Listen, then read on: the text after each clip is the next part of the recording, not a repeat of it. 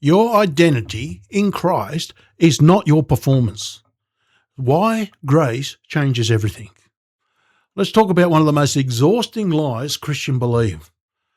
That your standing with God rises and falls based on how well you perform this week. Please. You have a good prayer streak. Oh, I'm going fantastic. I'm feeling really close to God. You miss a few days? Well, now you feel distant. You resisted temptation. Now you're full of confidence. But if you fail badly, spiritual collapse.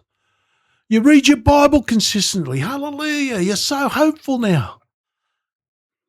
But then you get then you get distracted and things get messy and you feel instant discouragement. Be honest, a lot of believers live like this, up and down, huge swings and roundabouts based on how you feel and on your performance.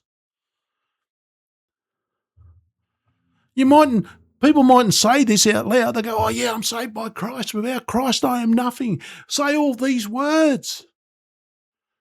But emotionally, live like I've just said, all over the place. And the problem is this creates a relationship with God that feels like permanent performance review. I don't know about you. Our workplace many years ago introduced performance reviews, this formal, boring, hopeless process. You had to big note yourself on paper, tell them all the great things you've done, and receive criticism or feedback. You know, they don't like the word criticism. They've got to dress up as positive feedback. Like, does anyone like going through that? I used to work places where we just talked to people every day. We gave feedback every day. We were friends. We were work colleagues. Hey, this might be a better way. Hey, I think you made a mistake here. But instead, they save it up for this 6-monthly performance review. And it's a horrible process. Well, how much horrible is that if that's your entire walk in the Lord, that your walk in the Lord is like a performance review? There's no joy in that. There's no love in that. There's no sustainability in that. You're not going to like it. Living a life where you're always being accessed, always being measured, always one bad day away from insecurity. That's exhausting. That's a horrible way to live. That is not the gospel. There's no good news in that. Where's the good news in living like that? That's not how Scripture describes your identity in Christ. So let's go. Performance feels natural to human thinking, doesn't it? Honestly, this makes sense because most of life works this way. Your school, your work, your sport, your business, effort produces evaluation. Performance creates outcomes. So people naturally carry that framework into faith. If I do well, I'm okay. If I fail, I'm not. That feels intuitive. But grace disrupts that entire system. Come on, folks, take hold of that. Grace disrupts all that. Because Christianity is not earned acceptance. It starts with undeserved acceptance. It changes everything. You're not trying to earn acceptance. You're living from a place of acceptance. Ephesians destroys all this. Performance identity. Ephesians 1:6 says he's made us accepted in the beloved. He has made us. You didn't make it. It wasn't done because you made it. He has made us accepted in the beloved. Made accepted, not working towards acceptance, not maintaining acceptance through flawless execution. Accepted. That matters because identity built on acceptance produces different emotional stability than an identity built on performance. You've got to see this. One failure does not rewrite what Christ has established.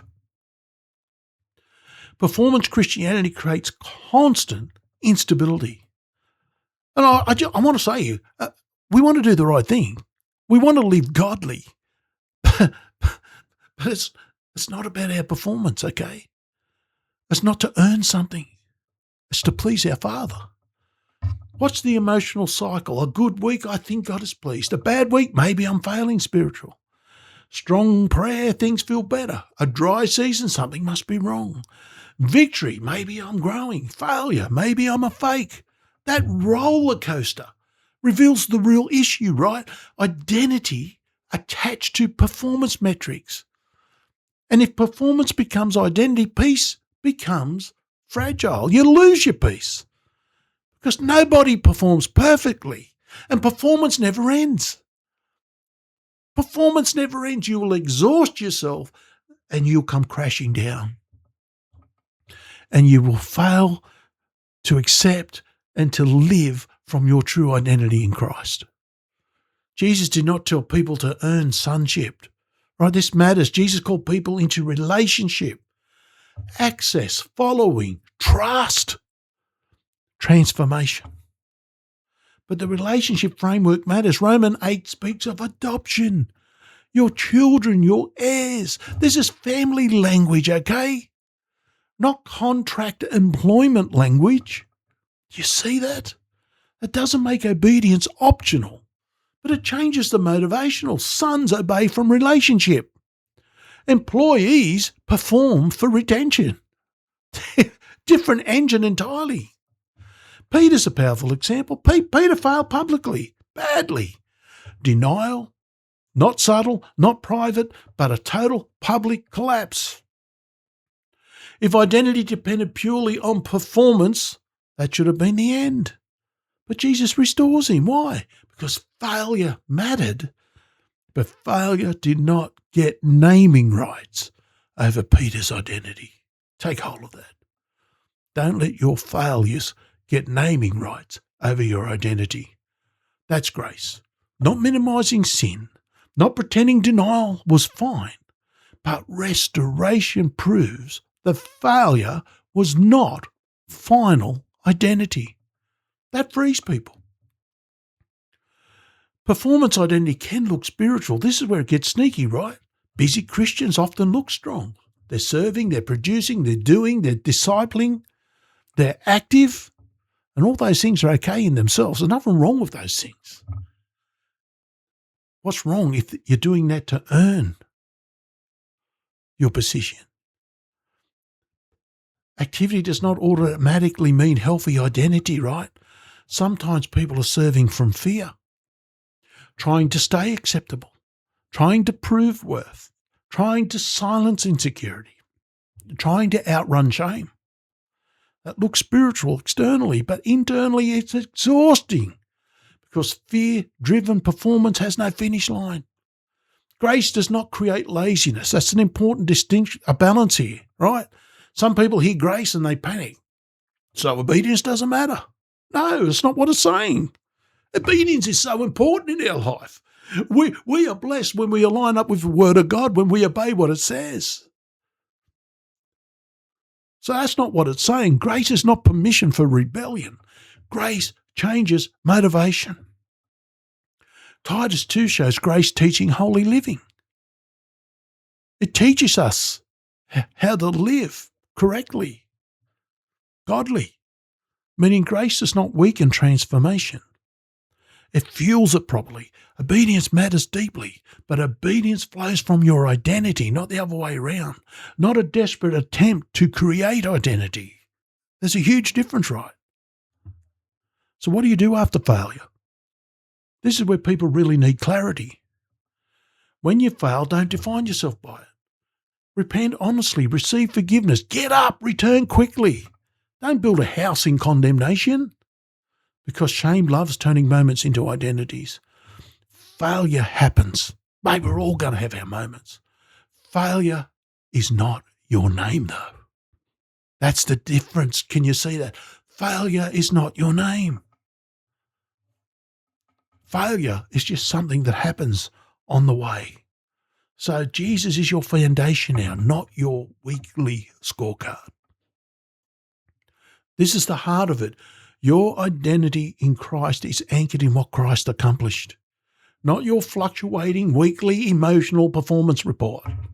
Growth matters, yes. Obedience matters, yes. Holiness matters, yes. Absolutely. But identity rests deeply or into something more deeper than performance. That's why grace creates stability. Your identity is not your performance. Thank God. Because if acceptance depended on flawless execution, peace would be impossible. Grace changes the entire framework. And next week, we're closing this identity series with identity in Christ for beginners.